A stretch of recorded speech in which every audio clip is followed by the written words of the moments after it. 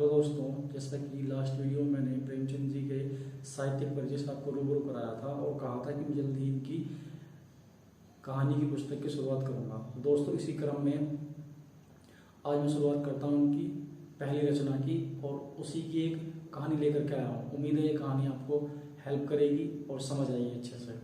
दोस्तों, प्रेमचंद जी ने अपने जीवन काल में, अपने साहित्यिक काल में लगभग 300 प्लस कहानी लिखी है। 300 प्लस। दोस्तों, इनकी कहानियों को हम दो खंडों में विभाजित कर सकते हैं मूल रूप से। इनकी जो शुरुआती कहानियां थी उन पे आदर्शवादी दृष्टिकोण की छवि देख सकते हो आप, और जो इनकी जीवन के अंतिम समय की जो कहानियां थी उनमें यथार्थवादी दृष्टिकोण देख सकते हो। दोस्तों, ये जो कहानी है जो मैं लेके आया हूँ आपकी पुस्तक में, ये कहानी के अंतिम दौर की कहानी है और ये यथार्थवादी दृष्टिकोण पर आधारित कहानी है। हिंदी सिनेमा में जितनी भी फिल्में बनती हैं लगभग उनमें से 90 से 95% आदर्शवादी बेस्ड होती हैं। आदर्शवादी यानी आइडियलिज्म और यथार्थवादी यानी कि रियलिज्म। दोस्तों, ये कहानी जो है आपकी दूध का दाम, दूध का कर्ज नहीं, दूध का दाम, बड़ी शानदार कहानी है। और इस टाइम प्रेमचंद जी जो है अपने चरम यथार्थवादी दृष्टिकोण की तरफ उन्मुख हो चुके थे। प्रेमचंद जी का नाम बड़े सम्मान के साथ इसीलिए लिया जाता है दोस्तों, क्योंकि इन्होंने एक ही झटके में जो कहानी की परंपरा चल रही थी, किस्सा गो शैली और आपकी आदर्शवादी शैली, उसको एक ही झटके में चरम यथार्थवादी की तरफ पहुंचा दिया। इसीलिए प्रेमचंद जी का नाम जो है कहानी युग में बड़े सम्मान के साथ लिया जाता है, कहानी के क्षेत्र में, उपन्यास के क्षेत्र में। तो बहरहाल हम फिलहाल यहाँ पे कहानी की बात करेंगे और कहानी के इतिहास की बात हम प्रश्न पत्र 1 में करेंगे, जो भी मैं आपको पढ़ाऊंगा। दोस्तों, इस कहानी का नाम है दूध का दाम। इस कहानी के अगर चरित्रों की हम बात करें तो जो मूल रूप से 4 चरित्र हैं, लेकिन नाम मूल रूप से 3 का ही आया है। जैसे कि यहाँ पे आप देख रहे हो, गूदड़ और भूंगी, ये 2 लोग हैं, और एक है बाबू महेश नाथ। दोस्तों, ये जो गूदड़ और भूंगी हैं, ये दोनों भंगी जाति से बिलोंग करते हैं, भंगी जाति। कहानी में इनको यही बताया गया है। और बाबू महेशनाथ जो हैं, ये अपने गांव के जमींदार हैं और पढ़े लिखे शिक्षित व्यक्ति हैं, और गांव में काफी रसूख है इनका। इनकी वाइफ जो है, उनका नाम बताया नहीं गया है कहानी में। दोस्तों, ये जो इक्वल्स टू का मैंने साइन लगाया है, अगर आप एंथ्रोपोलॉजी पढ़ी हो आपने कभी, मिथोलॉजी में तो पढ़ी ही होगी, उसमें ब्लड रिलेशन वाला जो चैप्टर है उसमें इस टाइप के सिंबल्स का यूज करते हैं। ये लगाए जाते हैं हस्बैंड वाइफ के लिए इक्वल्स टू, और ये एरो है, ये शो कर रहा है जनरेशन के लिए, इनके बेटे के लिए, बेटी के लिए। दोस्तों, गूदड़ और भूंगी हस्बैंड वाइफ है। सेम ऐसे ही बाबू महेशनाथ और इनकी वाइफ का नाम, जैसा कि मैंने बताया, ये कहानी में नहीं बताया गया है, सिर्फ इनकी धर्मपत्नी के नाम से ही बोला गया है। दोस्तों, कहानी की शुरुआत इस तरीके से होती है। बाबू महेशनाथ जी जो हैं, इनकी 3 पुत्रियां हैं, और इनको जो इनकी वाइफ हैं वो दोबारा से गर्भवती है, फिर से गर्भवती है, और उनको जल्दी ही संतान की उत्पत्ति होने वाली है। दोस्तों, ये उम्मीद लगाई जा रही है कि इस बार बेटा हो सभी जगह। और ये जो गूदड़ और भूंगी हैं, इनके यहाँ काम करते हैं, साफ सफाई के लिए काम किया जाता है। आपने देखा होगा कि कुछ समय पहले तक, अब तो खैर जो भी डिलीवरीज वगैरह होती है तो उसके लिए हॉस्पिटल है। कुछ गांव कस्बों में आज भी शायद हो सकता है कि दाई वगैरह करती हो, या इस टाइप के लोग करते हो, जो दाई वगैरह आती हैं। तो बाबू महेशनाथ जो कि गाँव से बिलोंग करते हैं, शिक्षित तो हैं, और डॉक्टर नर्स वगैरह के पास गए भी तो कोई गाँव में आने के लिए राजी नहीं हुआ। अगर राजी भी हुआ तो फीस इतनी ज्यादा मांगी कि इनको अपनी आधी संपत्ति मतलब बेच के फीस देनी पड़ती। तो इसलिए जैसे कि पहले 3 बेटियों की डिलीवरी हुई थी और इन्हीं ने की थी, इसी प्रकार इनको जो प्रसव पीड़ा हुई 4थे बच्चे के लिए, इनके जो गर्भ में था, उसके लिए गूदड़ के घर इन्होंने चपरासी भेजा रात में। आपको पता है जनरली बच्चे जो रात में पैदा होते हैं, तो रात में चपरासी आया इनके घर और लेके गया। इन दोनों में आपस में झगड़ा होता था इनकी संतान को लेकर के कि अब जो इनको पुत्र या पुत्री मतलब होने वाला है, तो भूमि कहती थी कि इनको पुत्र होगा, और गूगल कहता था बार बार कि नहीं, इनको जो है पुत्री ही होगी। तो दोस्तों इन दोनों में शर्त भी लगती थी कि ये नहीं, ऐसा नहीं ऐसा होगा, क्योंकि ये इनके यहाँ सेवा करते थे तो रात को बुलाया गया इनको, और इनको जो चौथा जो बच्चा हुआ वो पुत्र के रूप में प्राप्त हुआ। दोस्तों उस पुत्र का नाम था सुरेश। सुरेश बाबू महेशनाथ और इनकी पत्नी से जो इनका पुत्र हुआ उसका नाम था सुरेश। भूंगी और ऊदड़ इनका जो पुत्र था वो था मंगल। जिस टाइम ये पुत्र हुआ उस वर्ष उस समय इसकी आयु 3 महीने बताई गई है। 3 महीने, ये 3 महीने का है। तो रात को ये आया इनका चपरासी और भूमि को ले गया, अपने पुत्र को छोड़कर गूगल के हाथ में वो चली गई। उसको पुत्र हुआ, बाबू महेशनाथ जी को पुत्र हुआ, और इसने काफी देखभाल की, तो काफी सम्मान होने लगा इसका। भूमि का सम्मान जो है बढ़ गया, सम्मान काफी बढ़ गया इस इनके घर में, महेशनाथ जी के घर में। दोस्तों अब समय गुजरता गया। दोस्तों जैसे भूमि का सम्मान बढ़ा, अब हुआ क्या कि जो महेशनाथ जी की पत्नी थी, कुछ ऐसा संयोग हुआ कि जो इनकी पत्नी थी उनको अपने बच्चे को दूध पिलाने के लिए समर्थ नहीं हुई। अब भूमि जो है उनकी दाई तो थी, तो भूमि को एक काम भी दिया गया कि इनके बच्चे को दूध पिलाया जाए। ये भूमि सुरेश को दूध पिलाने का कार्य भी किया करे। इसी क्रम में इसको दूध पिलाने लगी, लेकिन इसका खुद का बच्चा भी था जो कि 3 महीने का था। इस वजह से ये इसकी देखभाल के चक्कर में, इसको दूध पिलाने के चक्कर में मंगल को दिन में 1 से 2 बार दूध पिलाया करती थी। सिर्फ 1 से 2 बार, दिन रात में, दिन से रात में सिर्फ 1 से 2 बार। और इसके लिए बाहर से दूध की व्यवस्था की गई, ऊपर के दूध की व्यवस्था की गई, जो किसी पछता नहीं था, और बार बार वोमिटिंग उल्टियां होती रहती थी इसको, मंगल को। लेकिन सुरेश जो है इनका बाबू महेशनाथ जी का जो बेटा है सुरेश, वो माँ का दूध मिल रहा था उसको, वो पुष्ट होकर चला गया। अब हुआ क्या कि 1 साल बीतने के बाद, अब आपको पता है कि जो ये लोग हैं ये भंगिन जाति के हैं, सो कॉल्ड नीची जाति बोला जाता है इन लोगों को, है ना, समाज में। तो ये बात कुछ लोगों को हजम नहीं हुई, तो कुछ धर्मात्मा किस्म के लोग आए और महेशनाथ जी को समझाया कि इस तरीके से आप कर रहे हो, धर्म भ्रष्ट हो रहा है, आप बच्चे को दूध पिला रहे हो, इस तरीके की घटना कर रहे। तो 1 साल बाद क्या हुआ, इसको भूमि को यहाँ से भगा दिया गया, इन्होंने हटा दिया कि नहीं अब इस तरीके की चीजें नहीं होंगी। और 1 साल बाद काफी इसको दान दक्षिणा दी गई, और जो इस तरीके की जो कमेंट्स बाजी करने वाले थे उनमें एक व्यक्ति का नाम आता है मोटे राम शास्त्री। मोटे राम शास्त्री, मोटे राम शास्त्री। तो इन्होंने काफी कमेंटबाजी की और बच्चे की शुद्धि के लिए बात की कि बच्चे की शुद्धि कराओ। तो इस पर महेशनाथ जी कहते हैं कि कल तक तो इसका खून पीकर पला है बच्चा, और आज आप शुद्धि की बात कर रहे हो। तो फिर ये कुछ कमेंटबाजी करते हैं कि इस तरीके से उनके लिए शुद्धि तो नहीं हो पाती है, शुद्धि नहीं होती है, और इनको दान दक्षिणा दी जाती है, और दान दक्षिणा क्यों दी जाती है कि ये लेकर नहीं जा पाते, तो साड़ी दी जाती है, सोने चांदी की कुछ चीजें दी जाती है, मतलब इतना दिया जाता है कि जो लड़की के समय दिया गया था उससे ज्यादा दिया जाता है। क्योंकि आपको पता ही है समाज में पर्सपेक्टिव बना हुआ है कि पुत्र की प्राप्ति मतलब पता नहीं क्या ही हो गया हो। अब हुआ क्या दोस्तों, 1 साल बाद जब इसने इनकी देख रेख का काम छूट गया, उसी वर्ष प्लेग फैल गया। प्लेग एक महामारी दोस्तों।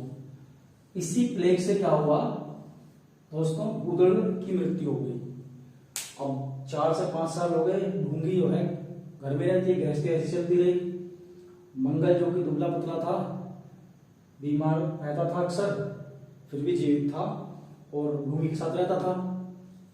भूंगी दोस्तों, भूंगी ने 4-5 साल तक घर रही, और लोगों ने उम्मीद लगा रखी थी कि भूंगी नहीं बचेगी, लेकिन ऐसा कुछ हुआ नहीं, वो भी ठीक ठाक थी। 5 वर्ष के बाद हुआ क्या, एक बार जो भूंगी थी परनाला साफ कर रही थी, परनाला साफ कर रही थी बाबू महेशनाथ जी के यहाँ पे। अब उसमें डंडा डाल करके मतलब परनाले में उसकी सफाई कर रही थी। उस नाले में था सांप। अब सांप ने क्या हुआ कि वो सांप बाहर निकल के आ गया और भूंगी के हाथ पर डस गया। सांप को तो मार दिया गया दोस्तों, लेकिन भूमि को नहीं बचा सके लोग। क्यों नहीं बचा सके? इसलिए नहीं बचा सके क्योंकि लोगों ने सोचा कि पानी का सांप है तो जहरीला होगा नहीं, लेकिन वो गलतफहमी थे। पता लगा तो गेहूं का सांप था, और इसीलिए भूल चुके वो। जब तक पता चला देह में जहर फैल चुका था तो भूमि की भी मृत्यु हो गई। अब मंगल रह गया अनाथ। अब मंगल हो गया अनाथ। मंगल की कोई देखभाल करने वाला नहीं है। ये मंगल सुरेश के सामने पिद्दी सा लगता था, क्योंकि उसकी हिस्ट पुष्ट अच्छे से परवरिश हुई है, बड़े घर का बेटा है और खाने पीने की कोई कमी नहीं है किसी चीज की। लेकिन मंगल रह गया अकेला। अब बेचारा टुकड़ों में पलता था। महेशनाथ जी के घर के सामने एक छोटी सी टाट की पट्टी लेकर के और एक उतरन धोती महेशनाथ जी की और कुछ 2 कटोरे मिट्टी के लेकर के घर के सामने रहता था। एक नीम का पेड़ था, उसके नीचे रहता था। इनकी झूठन खाता था, इन लोगों की झूठन दी जाती थी मंगल को। इनकी झूठन से ये इसका जीवन यापन होता था। अब मंगल को बड़ा अफसोस होता था, तो मंगल जो है रात में अपने घर जाया करता था। अब समय के अनुसार घर भी जर्जर हो चुका था इसका पुराना घर। माता पिता थे नहीं, तो वहां जाता था, कुछ समय होता था और देखता था अपने घर को। पहले साल तो छप्पर गिर गया उसका। फिर नेक्स्ट ईयर क्या हुआ, दीवार गिर गई। हुआ यूं कि आधी आधी दीवारें बची थी, बस घर पीछे देख के रोता था बेचारा। माता पिता की अपनी स्मृति को ध्यान रखता था कि पहला पेरेंट मुझे नहीं मिला है अपने घर में, घर इसी घर में मिला था। अब समय बीतता गया दोस्तों। इसका एक दोस्त और था, उस दोस्त का नाम था टॉमी। इसका अकेलौता साथी वही था दोस्तों। बड़े घनिष्ठता थी दोनों में, साथ रहते थे दोनों और साथ खाते थे, साथ रहते थे। इसका सहयोगी था, ये दोस्त था एक बहुत अच्छा, कह सकते हो आप। ये कुत्ता था दोस्तों जो इसके साथ रहता था। ठीक है दोस्तों। अब हुआ क्या कि एक दिन मंगल और सुरेश को पिला देते थे लोग, क्योंकि इसको तो भंगी बोलते थे, चढ़ा देते बच्चे आपस में एक दूसरे को इसको भंगी कह करके चढ़ा देते, क्योंकि बच्चा था और बेचारा निचली जात का था, जो बोलते थे ये लोग और बहुत ज्यादा चढ़ाते थे इसको। तो सुरेश एक बार क्या हुआ कि या तो लोग मतलब बच्चे कम पड़ गए या कुछ मस्ती सोची इसको, मंगल से बोलने लगे कि ये खेलेगा मंगल। अब ये तो बेचारा उपेक्षित है समाज से, इसे तो पता है कि इसके साथ क्या होता है। तो कह रहा था कि मेरी मौत आई है कि मैं तुम साथ खेलूंगा, अगर बाबूजी ने देख लिया तो मेरी चमड़ी दौड़ देंगे। तो ये कहते हैं सुरेश जी इस मंगल से यहाँ कौन सा देखने आ रहे हैं, वो कोई देखने आ रहा है, चल खेलेंगे। बहुत ट्राई करता है इसको, लेकिन ये मना कर देता है, क्योंकि इसे पता है ये खेलेगा इसके साथ तो उसका शोषण नहीं करेगा। खेलेगा तो मतलब ऐसे ही अपनी बारी कर लेगा और उसके बाद भाग जाएगा। घोड़ा खेलेंगे, ऐसे करा घोड़ा खेलेंगे, तू घोड़ा बन और हम सवारी करेंगे तेरी। ये खूब मना करता है, इसके पीछे भागता है। फिर अंत में आकर क्या होता है कि कुछ लड़कों के साथ मिलकर के इसको घोड़ा बना देता है और सब खेल रहा होता है। फिर नीचे से निकल के भाग जाता है। इसी बीच ये क्या होते हैं, गिर जाते हैं तो शरीर तुलतुला हो रहा है, भागा जाता नहीं, रोने लग जाते हैं। रोते हुए रोने की आवाज मम्मी आ जाती है, जैसे कि सभी घर में होता है। माता जी को रोने की आवाज चली जाती है, तो जो घर में काम करने वाली एक स्त्री होती है, इसकी सुरेश की माता जी को कहती है उनसे कि देख क्या सुरेश की आवाज आ रही है, वो रो रहा है, कहाँ रो रहा है। तो होता क्या है, सुरेश खुद ही आंख में दबा जाता है माता जी के पास और माता जी से कहता है कि वो माता जी पूछती है कि क्या हो रहा है, क्यों रो रहे हो। तो सुरेश बताता है कि माता जी मुझे जो है मंगल ने छू लिया। अच्छा, उन्हें विश्वास होता नहीं है कि भाई ये तो बेचारा निरी बच्चा है, इतनी शैतानी कर नहीं सकता, झूठ खाता है हमारी, इतनी कैसे शरारत कर सकता है। लेकिन जब कस्में खाता है तो आपको तो पता ही है, माँ का जो लव होता है वो अनकंडीशनल लव होता है, प्यार होता है, तो विश्वास हो जाता है। फिर उसको बुलाते हैं मंगल को। मंगल बेचारा डरा सा सहमत जाता है। मंगल को डांटती है कि भाई तूने क्यों छुआ, तुझे ऐसी शरारत सूझ रही है।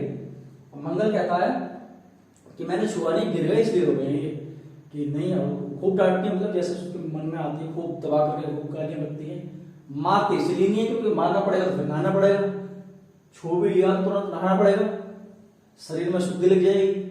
तो दोस्तों होता क्या है कि सुरेश की माता जी इसको जी भर के गाली देती हैं और कहती है कि आज के बाद मत जाना यहाँ पे। बेचारा क्या करता है, मतलब शर्म तो क्या ही है बेचारे बच्चे में, डर की वजह से टाट पट्टी उठाता है, सामान उठाता है, चला जाता है वहां से। एक साथ साथ चल देते हैं, टॉमी जी भी इनके दोस्त, टॉमी भी चल देता है एक साथ साथ। अब एक चीज यहाँ बताने वाले दोस्तों, जो सुरेश है, जो प्रेमचंद जी हैं, वो माए बड़े शानदार देते हैं। तो जो इसके रोने की आवाज की तुलना की गई है, वो की गई है, उसको कहते हैं प्रेमचंद जी कि छोटे लाइन की इंजन की जैसी आवाज थी, अलग यूनिक आवाज थी रोने की। तो बहरहाल दोस्तों मंगल जो है टॉमी से चला जाता है, पीछे पीछे खिसक लेता है। बेचारा अपने घर जाकर रो रहा होता है बैठ करके। जैसे अंधेरा होता है, भूख लगती है बच्चों को, भूख तो लगेगी, और गांव में कोई सहारा है नहीं क्योंकि कोई पास भी बैठाना पसंद नहीं करता। बेचारे को वहां झूठन तो मिल जाती थी। जैसे जैसे शाम होती है अंदर से भूख लगने लगती है, फिर फीलिंग होती है कि तो कुछ तो करना पड़ेगा खाने के लिए, तो चला जाता है। फिर टॉमी से बातचीत कर रहा होता है, कहता है वहीं बैठा बैठा कि टॉमी भूख लग रही है, इस तरीके की बातें करता है, समझा रहा होता है, दूसरे से बात करते हैं।